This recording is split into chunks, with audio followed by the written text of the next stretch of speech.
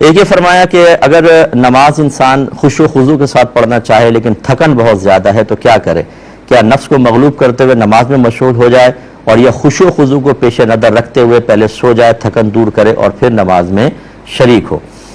دیکھیں اس کا جواب تو یہ ہے کہ پہلے وہ سوئے گا، اس کے بعد وہ نماز میں شریک ہو۔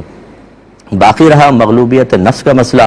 یہ بھی شیطان کی بہت بڑی چال ہوتی ہے کہ انسان 50 زندگی کے معاملات میں نفس کی اطاعت کر رہا ہوتا ہے، وہاں مغلوبیت نفس کا بالکل خیال نہیں آتا،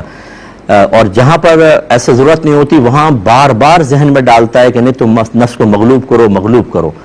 وجہ اس کی یہ ہے کہ اللہ تعالیٰ اس کے رسول کو نماز میں خشوع و خضوع انتہائی مطلوب ہے۔ خشوع و خضوع کا مطلب یہ قلبی کیفیات ہیں کہ دل میں اللہ کا خوف حاضر کر کے امور آخرت کی طرف کامل طور پہ متوجہ ہو کر دنیاوی خیالات سے اپنے آپ کو پاک و صاف رکھ کر نماز کو ادا کرنا، یہ خشوع و خضوع کہلاتا ہے، اور اس طرح کے دھیان بالکل کہیں نہ بٹے۔ تو اب وہ شیطان مغلوبیت نفس کے پردے میں وہ کہتا ہے کہ تم نفس کو مغلوب کرو اور پڑھو، اور خشوع و خضوع رہے گا نماز میں، کبھی جھونکے کھائے گا آدمی اور بیزاریت اور ایک کوفت کسی کیفیت طاری ہوگی اور اس سے نماز کا ثواب بہت ہی کم ہو جائے گا۔ مغلوبیت نفس ایسے معاملات میں نہیں ہوتی، بلکہ اس معاملے میں ہوگا کہ آپ آرام سے سوئیں اور سونے کے بعد پھر وضو کر کے نماز پڑھیں۔ بعض اوقات ایسا ہوتا ہے، ہماری بہنیں خاص طور پہ اس میں میری تائید کریں گی کہ تھک گئی ہیں کام سے، باوضو بھی ہیں، تو کیا یہ اگر سوچیں کہ تھوڑا سو کر پھر اٹھ کے وضو کر لیں تو اندر سے کوف سی پیدا ہوتی ہے، ارے پھر سو جاؤں پھر اٹھ کے وضو کروں پھر کروں، جلدی سے پڑھ لو۔